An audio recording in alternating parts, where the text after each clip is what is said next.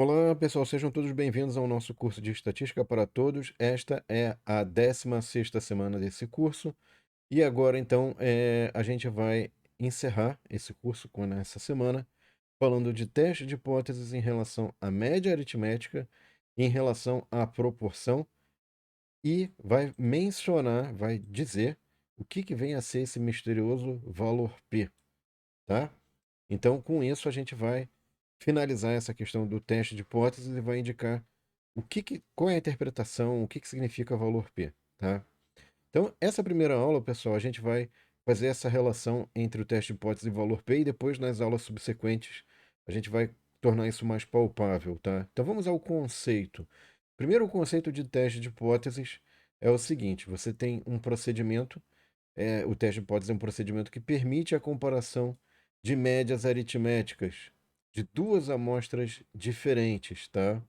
De modo que a gente vai testar hipóteses em relação a uma afirmativa, e o que a gente tem que tomar cuidado é que sempre a gente está cometendo o erro do tipo um e erro do tipo 2, tá? Então a ideia aqui é que você, por exemplo, tem uma população-alvo, na qual você extrai uma amostra e você faz uma inferência sobre, digamos assim, a altura daquela população.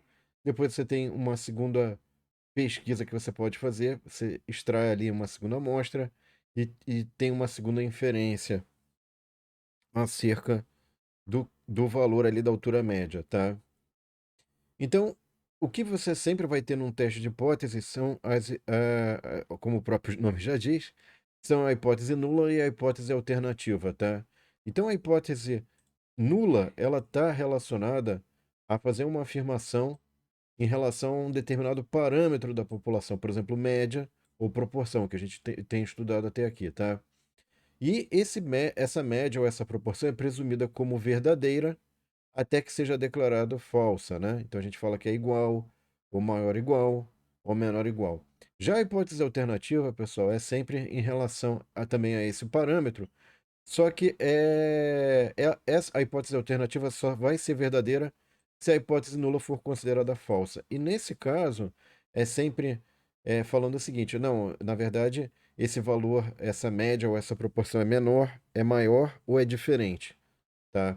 Então, só para ilustrar aqui, por exemplo, a gente teria aí, no caso, um primeiro valor que é 1,75, então a nossa hipótese nula é de que a média não se alterou. Dado que a gente teve uma segunda evidência, uma segunda amostra com uma evidência de que teve uma diferença, né? Então, isso é uma das possibilidades de hipótese alternativa, dizendo que a média se alterou, ou seja, o valor μ de média é diferente daquele valor que tinha sido encontrado inicialmente, tá? E nesse sentido, pessoal, a gente tem, por exemplo, quando a gente fala de diferente, teste de hipóteses com hipótese alternativa com diferença, a gente tem o que a gente chama de teste bicaudal. O teste bicaudal ele possui duas regiões de rejeição, né? Uma cauda inferior ou no extremo extrema esquerda, e a extrema direita aqui nós temos também a cauda superior da distribuição, que também é uma região de rejeição. Sendo que nesse caso, quando é um teste bicaudal, pessoal, eu vou ter alfa sobre 2% valores acima de um valor crítico C2, né? Então, valores críticos, né? E alfa sobre 2% dos valores abaixo de um outro valor crítico C1, tá? E entre esses valores C1 e C2 eu tenho a região de não rejeição, ou seja, se eu tiver algum valor da amostra, eu pego uma amostra e tenho algum valor entre C1 e C2, eu estou favorecendo, eu tenho evidências a favor de H0. Caso contrário, se cair na região crítica ali delimitada por C1, eu tenho evidências a favor de H1, e acima de C2, evidências a favor também de H1, tá? Bom, e aí, o que tem a ver essas coisas do teste de hipóteses, região de rejeição, região de não rejeição, com a questão dos erros, né, que você comete? Porque essas regiões, elas são delimitadas por valores críticos.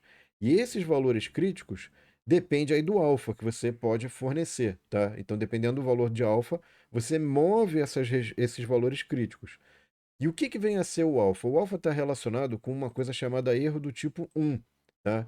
Então, o que é o erro do tipo 1? É quando a hipótese nula verdadeira é rejeitada. Ou, se você quiser dizer isso em termos mais formais, Alfa é a probabilidade de que H0 seja rejeitada, dado que ela é verdadeira, tá? Isso é o erro do tipo 1. O erro do tipo 2, pessoal, vai acontecer quando eu tenho uma hipótese nula falsa que não é rejeitada, tá? Então isso aqui a gente coloca o símbolo beta, é a probabilidade de que H0 não seja rejeitado, dada que essa hipótese é falsa, tá? E aí você fala, poxa, o ideal seria eu reduzir a alfa e beta, né? Mas a partir do momento que você escolhe alfa, você determina beta e vice-versa. Então, se você tenta reduzir alfa, você aumenta beta. E se você tenta reduzir beta, você aumenta alfa, tá? Então, a melhor figura que eu encontrei para descrever isso é mais ou menos o seguinte: vamos supor, você não sabe em princípio, né?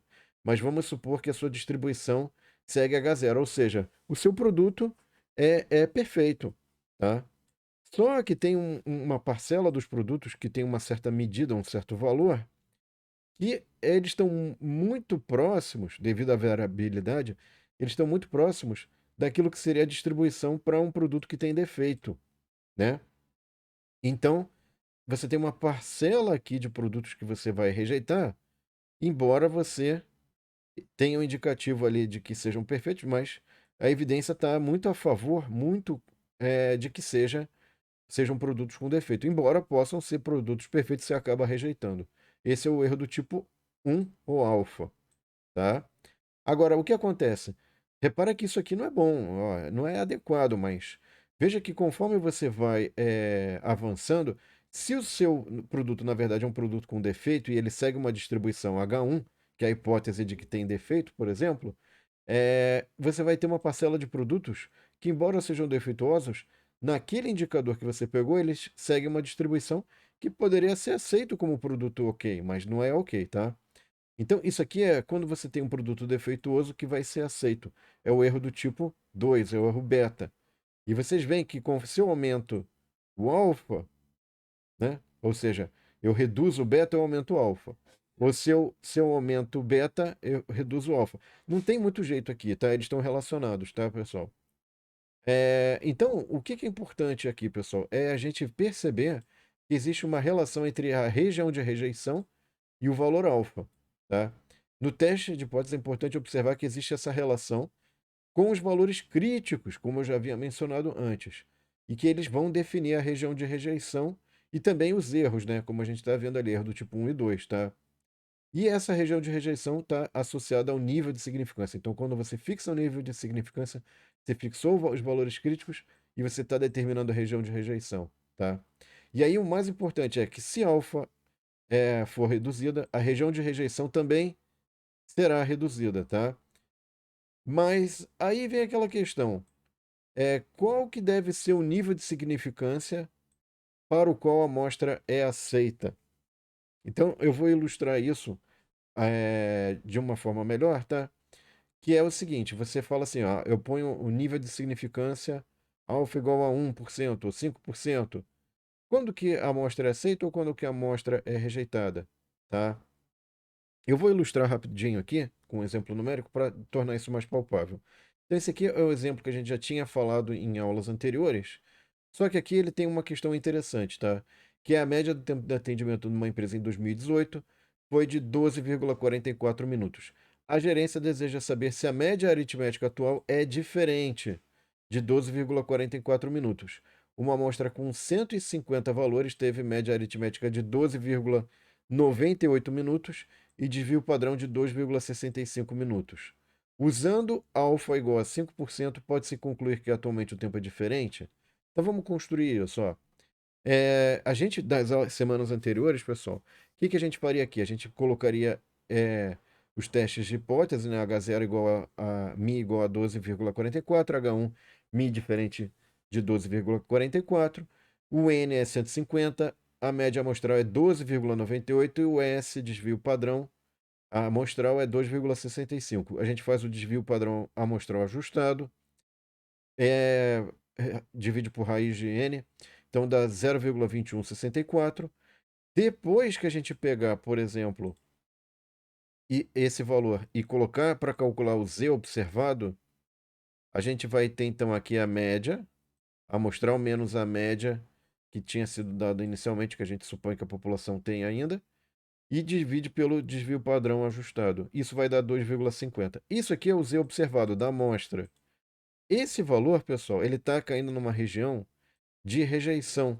Por quê? Porque se você pegar para alfa igual a 5%, né, vai dar que o valor crítico aqui é 1,96. Esse valor crítico é tal que eu vou ter 2,5% da população acima desse valor crítico e 2,5% abaixo desse valor crítico. Isso porque é bicaudal, tá? Se não fosse bicaudal, aí a história seria, enfim, outra. Mas aí o que acontece? O valor 2,5, né, que foi obtido aqui, do Z observado, é maior que o valor crítico. E aí, portanto, rejeitamos a hipótese nula. A pergunta é: qual teria que ser o valor de alfa para que esse valor crítico aqui, de repente, fizesse que o Z observado fosse aceito, tá? Então, vamos fazer o seguinte, ó. Por exemplo, se eu pegasse aqui Z igual a 2,58, tá? Então, vamos fazer o contrário agora. Eu vou pegar um Z tal que agora o Z observado vai sair da região de rejeição, tá? Então, eu vou pegar Z igual a 2,58. Esse Z igual a 2,58 significa que alfa sobre 2 é 0,05%. Então, se eu refizesse o meu enunciado, olha só, se eu refizesse o meu enunciado completamente e falasse o seguinte para vocês, olha, use alfa igual a 1%. Vou usar alfa igual a 1%, até grande aqui, eu botei grande aqui para destacar, tá? Se eu usar alfa igual a 1%, eu desloquei aqui o valor crítico, desbloqueei os valores críticos, e agora, aquele Z observado, pessoal, que era 2,50, ele está fora da região de rejeição.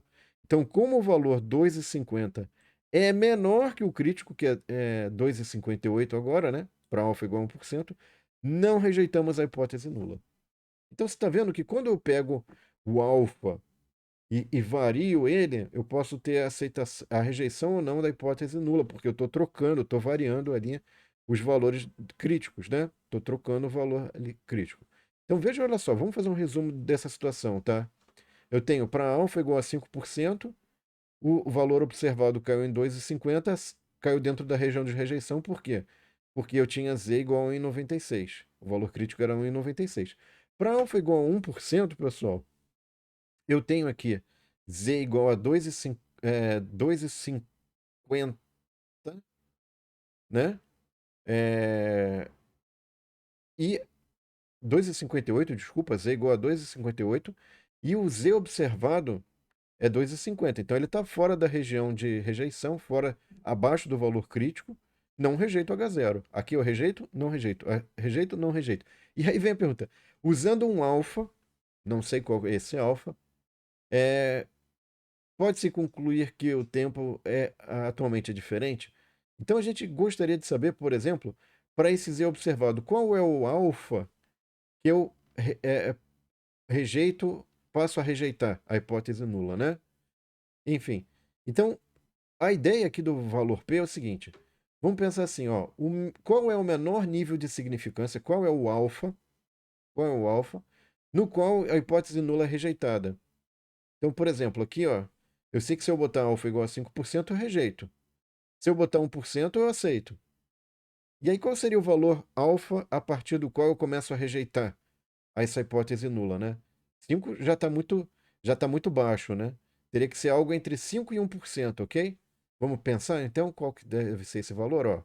Eu vou fazer o seguinte, eu vou pegar o Z da amostra, certo? Que é o Z observado, e eu sei que esse Z observado é 2,5, tá?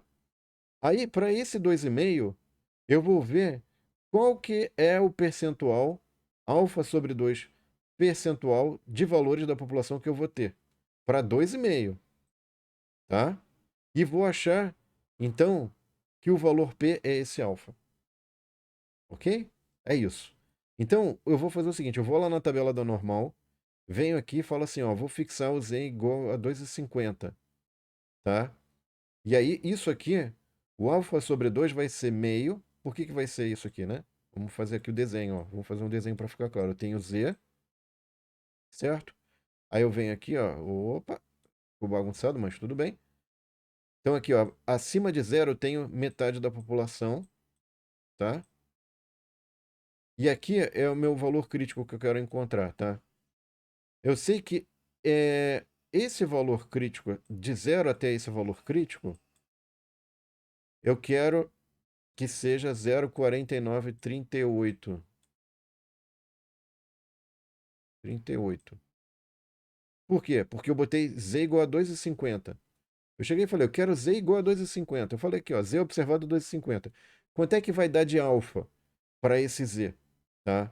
Aí eu peguei, então, daqui até c, que é 2,50. O c nosso aqui é 2,50. Vem aqui, ó.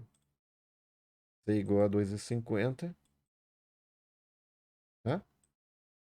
E aí, eu achei que esse 2,50 é 0,4938. Fiz a subtração para achar alfa sobre 2. E vou multiplicar por 2 depois o resultado para achar alfa. Então vamos fazer a conta aqui, ó. 2,50, tá? Peguei, fiz a conta, deu alfa sobre 2 igual a 0,0061. Alfa igual a 0,0122.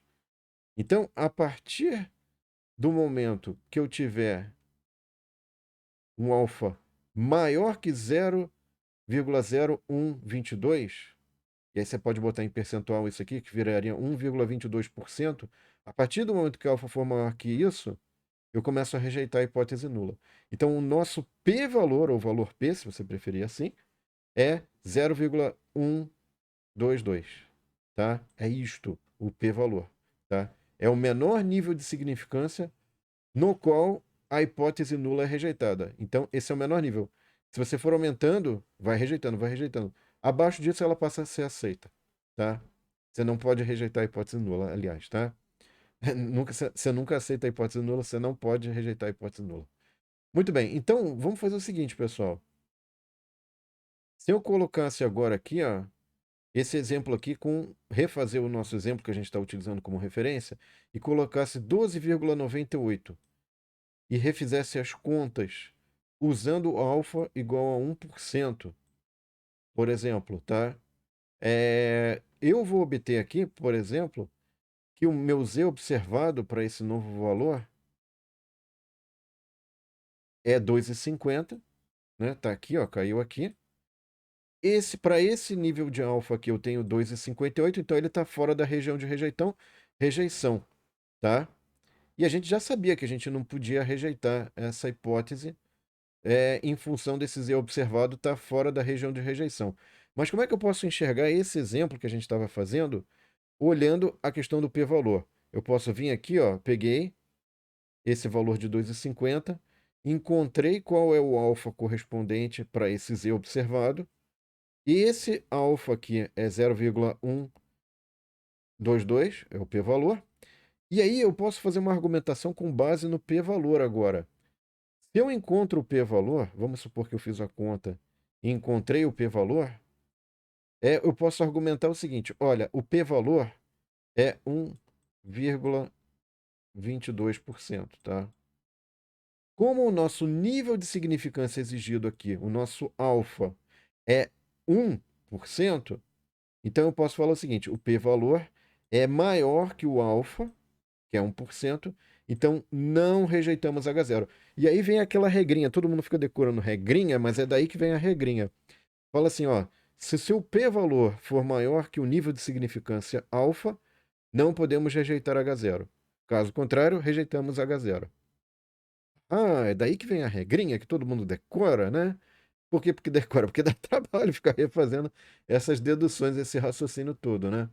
Então, como é que a gente pode incorporar essa questão, pessoal, do valor P ou P-valor na nosso teste de hipóteses? A gente vai ter a declaração de hipóteses, a identificação se eu posso usar a normal AT de student. Eu tenho também a questão do cálculo do valor da estatística de teste. E agora eu calculo o p-valor. A partir da estatística de teste, eu posso calcular o p-valor. E para o p-valor, eu vou ter a regrinha lá, que todo mundo adora regrinhas, mas enfim, que é o seguinte, ó.